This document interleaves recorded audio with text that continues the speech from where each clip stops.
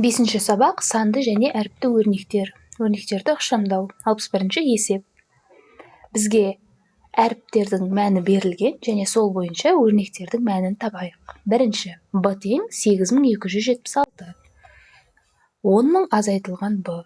Яғни 10.000 азайту b-ның орнына 8276-ны қою есептейік. Сонда 10.000-нан 8276-ны азайтсақ, 1724-ге тең. Келесі, a-ның мәні берілген, 1271 қосу 8729. Екеуін қоссақ, мәні 10.000-ға тең. Үшінші, с-ның мәні берілген, демек 5566 бөлінген 506. Яғни бөліндісі 11-ге тең. Келесі д-ның мәні берілген, яғни 308-ді көбейтеміз 74-ге. Сонда 22792-ге тең. Келесі 62-ші есеп өрнектің мәнін табыңдар. Бірінші, амалдарды орындалу реті бойынша жазайық. Яғни бірінші жақшаның ішіндегі көбейту және бөлу амалдары орындалады. Сонда алдымен 38-ді 201-ге көбейтейік, сонда 7638-ге тең.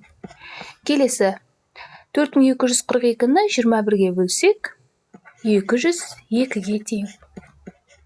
Енді жақшаның ішін орындайтын болсақ, 7638-ге 202-ні қосайық, сонда 7840-қа тең.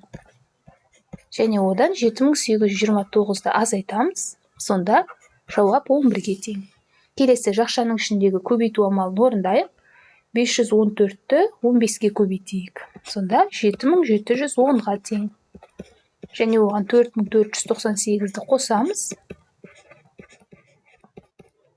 сонда 7710-ға 4498-ді қоссақ, 12208-ге тең. Келесі 12208-ді 218-ге бөлейік, сонда жауап 56-ға тең. Қалған үшінші және төртінші есепті де дәл осы үлгі бойынша шығаратын боламыз. Яғни амалдардың орындалу реті бойынша. Келесі 63-ші есеп. Берілген өрнектердегі ортақ көбейткішті жақшаның сыртына шығарыңдар.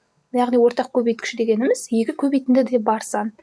Бірінші есепте 19 көбейту 6 қосу 14 көбейту 6. Яғни 6 екі көбейтіндіде бар. Демек ортақ көбейткіш ретінде жақшаның сыртына шығарайық. Сонда 6 көбейту 19 қосылған 14. Келесі екінші есепте ортақ көбейткішіміз 7. Сонда 7-ні жақшаның сыртына шығарайық. 7 көбейту 9 қосу 3. Әрі қарай ортақ көбейткішіміз 8. Яғни 8 көбейту 13 қосу 9. Қалған есептеулерде де дәл осылай ортақ көбейткіштерді жақшаның сыртына шығаратын боламыз.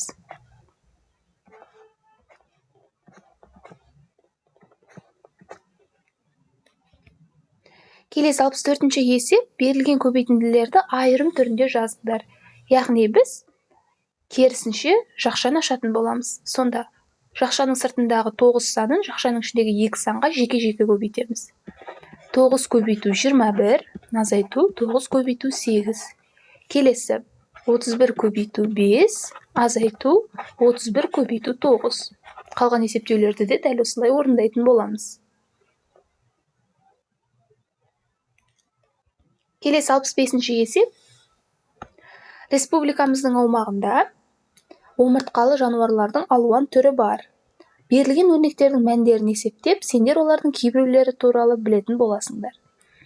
Бірінші, сүтқоректілердің түрлерін, екінші, қосмекенділердің түрлерін. Ол үшін мына берілген өрнекті шешейік.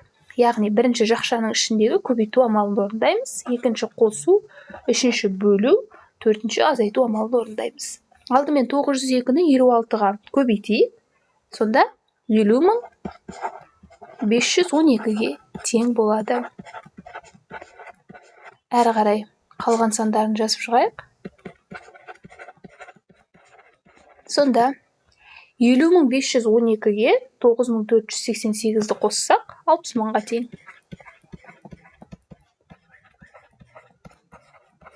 Ал 60 мыңды 300-ге бөлсек, алдымен нөлдерін қысқартайық. Сонда 600-ді 3-ге бөлсек, 200-ге тең. 200-ден 22-ні азайтсақ, 178. Демек, сүтқоректілердің түрлері 178. Келесі екінші. Алдымен жақшаның ішіндегі көбейту амалы. Екінші азайту. Үшінші бөлу. Төртінші азайту амалын орындаймыз. Яғни, бөлу амалын орындайтын болсақ, 64.676-ны 74-ге бөлейік. Сонда 874-ге тең.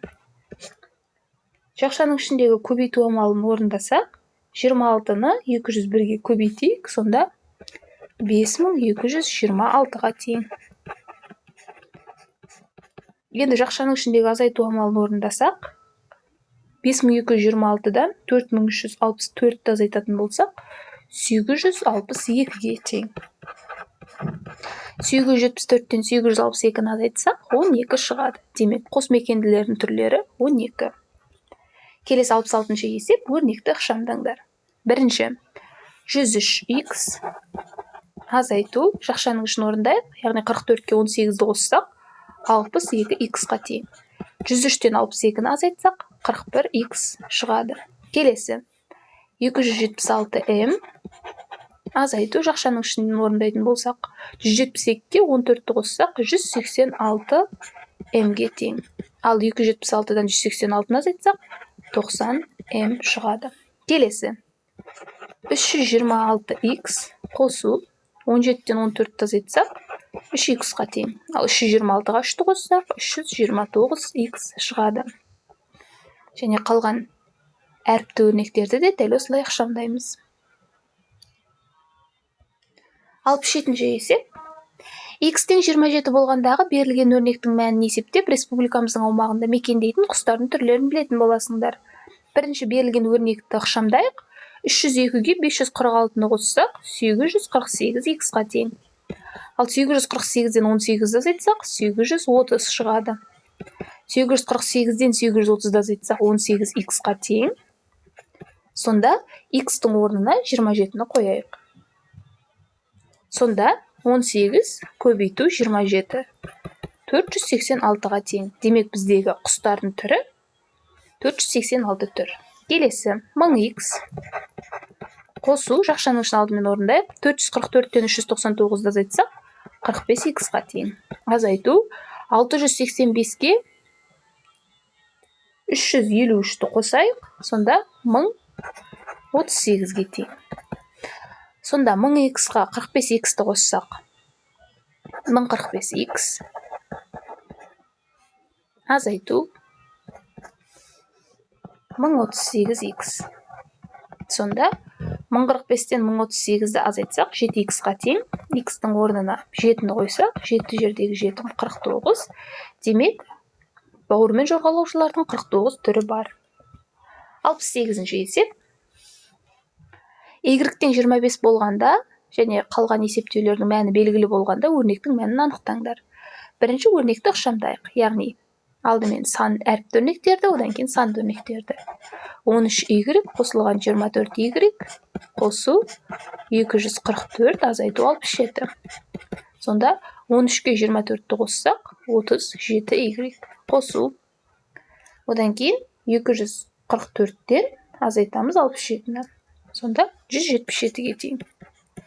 Енді y-тің орнына 25-ті қоямыз. Қосылған 177. 37-ге 25-ті көбейтсек, 925-ге тең. Қосылған 177. Сонда 925-ге 177-ні қоссақ, 1102 шығады. Келесі екінші есепте 48-ден 13-ті азайтамыз. 35м шығады. Қосылған 876. М-нің орнына 17-ні қоюымыз керек. Демек, 35 көбейту 17. Қосылған 876. Сонда 35-ті 17-ге көбейтсек, 595-ге тең. Қосылған 876 тең 1471. Келесі, алдымен 19х-қа 39х-ті қосайық. Және 457 азайту 278. Сонда 19х-қа 39х-ті қоссақ 58х-қа тең. Ал 457-ден 278-ді азайтсақ 179 шығады. Енді х-тың орнына 23-ті қоямыз. Демек 58 көбейту 23 қосылған 179. 58-ге 23-ті көбейтсек 1334 шығады. Ал осы 1374-ге 179-ді қоссақ 1513-ге тең. Қалған есептеулерді де осылай ықшамдап және әріптің мәнін орнына қоямыз.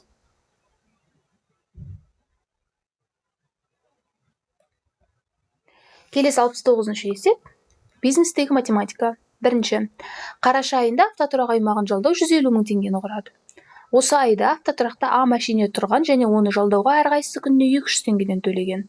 Қараша айындағы түсімді табыңдар. Яғни,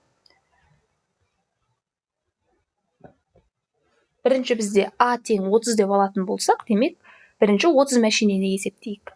Сонда 30 машинеге күніне 200 теңгеден төлеген болса, демек 6000 теңге бір күнде төлеген. Енді бізге қараша айындағы түсімді табу керек. Яғни қараша айында 30 күн бар. Сонда 6000-ды 30-ға көбейтейік. Сонда 18 мыңға тең болады. Сонда жалдауға 18 мың теңге жұмсалса, демек 18 мыңнан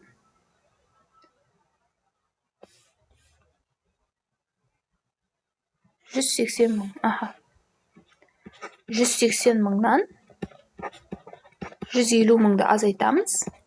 Сонда 30 мың теңге түсім болады. Келесі, А тең 34 болғанда, яғни бірінші 34-ті 200-ге көбейтейік. Сонда 6800 теңге. Бұл бір күндегі ақы. Енді 30 күндегі ақшаны табуымыз керек. Яғни, осы 6800-ді 30-ға көбейтеміз. Сонда 204 мың теңге болады. Енді осы 204 мыңнан 150 мың теңгені азайтсақ, 54 мың теңге. Демек, 54 мың теңге түсім болған.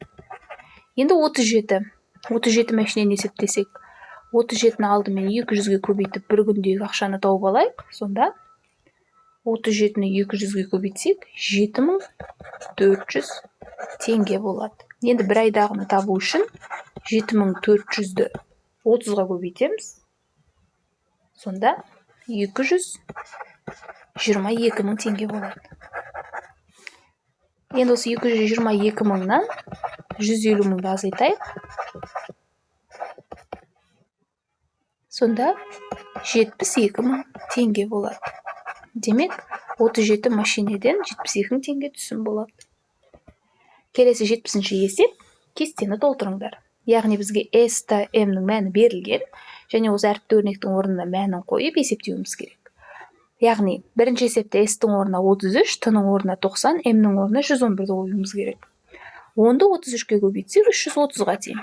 Азайту 3-ті 90-ға көбейтсек 270, қосу 111. 330-дан 270-ті азайтсақ 60 шығады. Ал 60-қа 111-ді қоссақ 171-ге тең. Келесі, S-тің орнына 50, T-нің орнына 133, M-нің орнына 88-ді қоямыз. Сонда 10-ды 50-ге көбейтсек 500, 3-ті 133-ке көбейтсек 399 шығады. Қосылған 111. 500-ден 399 азайтсақ 101-ге тең. Ал 101-ге 111-ді қоссақ 212-ге тең. Келесі, S-тің орнына 300, T-нің орнына 350, M-нің орнына 400-ді қоямыз. 10-ды 300-ге көбейтсек 3000-ға тең, 3-ті 350-ге көбейтсек 1050, және оған 400-ді қосамыз. 3000-ға 1050-ді қоссақ, 4050-ге тең. Ал 4050-ге 400-ді қоссақ, 4450 шығады. Келесі 71-ші есеп. Берілген өрнектің мәні Астана қаласындағы еліміздің егемендігіне арналып салынған Бәйтерек монументінің метрмен алынған биіктігіне, ал келесі өрнектің мәні Қазақ елі монументінің метрмен алынған биіктігіне тең. Бәйтерек пен Қазақ елі монументтерінің биіктіктерін табыңдар. Бірінші, көбейту амалдарын орындап шығайық. 8-ді 91-ге көбейтсек, 728-ге тең. Келесі 34-ті 8-ге көбейтсек, 272 шығады. Ал 301-ді 3-ге көбейтсек, 903-ге тең. 728-ге 272-ні қоссақ, 1000 шығады. Ал 1000-нан 903-ті азайтсақ, 97 метр. Яғни 97 метр бұл Бәйтеректің биіктігі.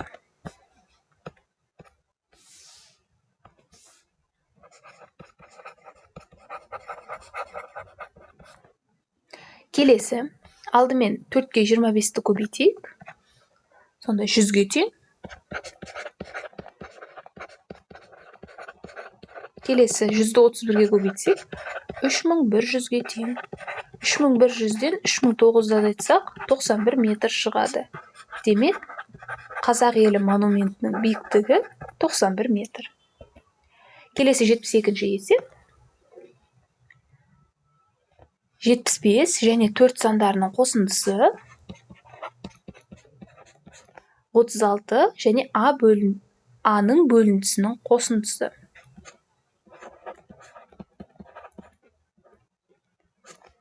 Енді осы өрнекті ықшамдасақ, 75-ге 4-ті қоссақ, 79, қосу 36 бөлінген А. Екінші, 300 және Б-ның бөліндісі мен 56 мен 27 сандарының қосындысының айырымы. Сонда, жақшаның ішін орындайтын болсақ, 56-дан 27-ні азайтсақ, 29-ға тең.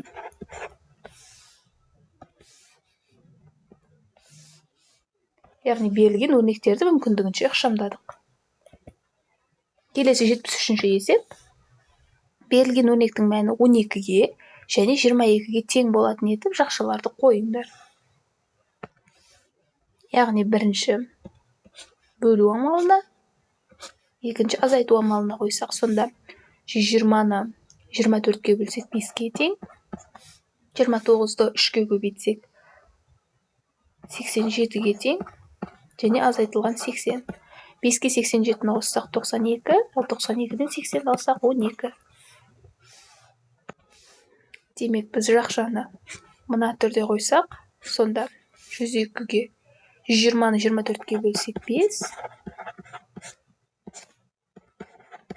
Әрі қарай 5-ге 29-ды қоссақ 34. 34-ті 3-ге көбейтсек 102, ал 102-ден 80-ді азайтсақ 22. Келесі 74-ші есеп. Бірінші, арақашықтығы А километр болатын екі ауылдан бір мезгілде 2 велосипедші шықты. Егер біреуінің жылдамдығы 12 км сағат, екіншісінің жылдамдығы 11 км сағат болса, 1 сағат өткеннен кейін екеуінің арақашықтығы қандай болады?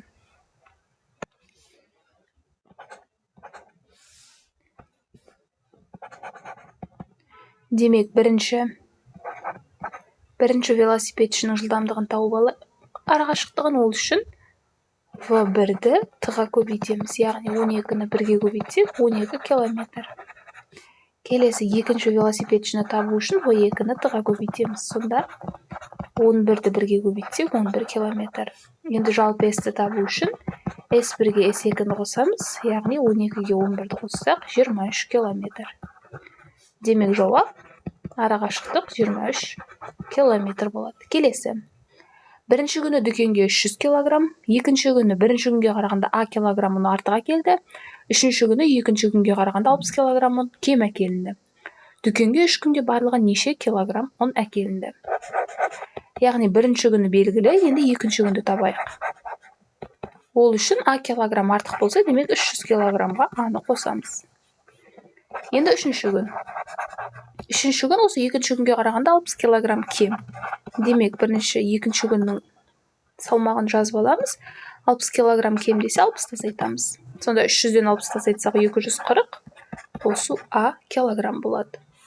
Енді 3 күнде барлығы қанша болғанын табу үшін бір 3 күннің салмағын қосайық. Бірінші күні 300 килограмм, екінші күні 300 қосу А килограмм, үшінші күні 240 қосу А килограмм. Енді ықшамдасақ, сандарын қосып шығайық. 300-ге 300-ді қоссақ 600, 600-ге 240-ды қоссақ 840-қа тең. Ал Аға Аны қоссақ 2А. Демек, жауап 3 күнде барлығы 840 қосу 2А килограмм ұн әкелінді. 75-ші есеп. Өз елді мекендеріңде ересектер мен оқушының автобусқа төлейтін жолақысының бағасын анықтаңдар. А ересектер мен Б оқушылардың жолақысының бағасы қандай? Бірінші А тең 2, Б тең 3 деп алайық. Яғни, бізде жолақының құны, мысалы, Астана қаласында 110 теңге. Яғни, ересектер мен балалар үшін бірдей. Сонда 110-ды 2-ге көбейтейік және 110-ды 3-ге көбейтейік. 110-ды 2-ге көбейтсек 220, 110-ды 3-ге көбейтсек 330, ал екеуін қоссақ 550 теңге.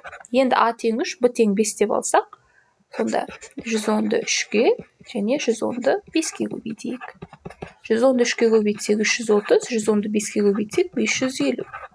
Демек, 880 шығады. Яғни, әркім өз елді мекеніндегі төлейтін жолақының бағасымен есептесе болады. 77-ші есеп. Теңдеулерді табыңдар және оларды шешіңдер. Бірінші есепте 28 қосу X бұл теңдеу емес. Екінші, Y қосу 195 тең 300. Бұл теңдеу. Және әрі қарай шешейік. Y-ті табу үшін 300-ден 195-ті азайтамыз. Сонда Y-тің мәні 105-ке тең. Орнына қойсақ, 105 қосу 195 тең 300. Келесі, үшінші есеп. 920 азайту Z тең 587. Яғни, бұл бізде теңдеу. Жазып, әрі қарай есептейік. Z-ті табу үшін 920-дан 587-ні азайтамыз. Сонда, Z-тің мәні 333-ге тең. Енді орнына қойсақ, 920 азайту 333 тең 587. 587 тең 587. Төртінші есеп. X азайту 261 бұл теңдеу емес. Бесінші, 11Y тең 187. Яғни, бұл бізде теңдеу. Енді Y-тің мәнін табу үшін 187-ні 11-ге бөлеміз. Сонда, Y-тің мәні 17-ге тең. Орнына қойсақ, 11 көбейту 17 тең 187. Келесі, алтыншы. Z көбейту 101 артық 404-тен. Бұл теңдеу емес. Жетінші. X бөлінген 19 кем 48-ден. Бұл теңдеу емес. Сегізінші. 324 бөлінген Y тең 36. Бұл теңдеу. Жазып, әрі қарай шешейік. Сонда, Y-ті табу үшін 324-ті 36-ға бөлеміз. Y-тің мәні 9-ға тең. Сонда, 324 бөлінген 9 тең 36-ға. 36 тең 36. Келесі 78-ші есеп. Теңдеудің түбірін табыңдар. Бірінші, 4994 қосу X тең 6001. X-тің мәнін табу үшін 6001-ден 4494-ті азайтамыз. 4994. Сонда, X-тің мәні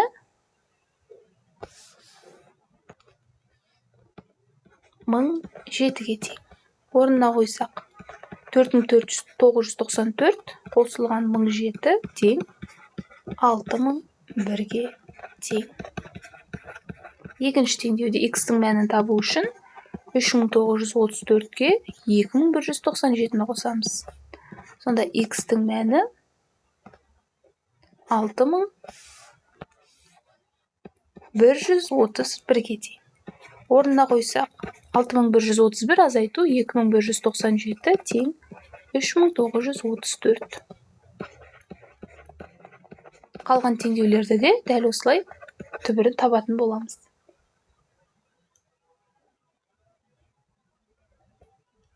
Келесі 79-шы есеп түбірі 102 саны болатын теңдеулерді табыңдар. Бірінші теңдеуді жазайық. X көбейту 34 тең 863 қосу 2605.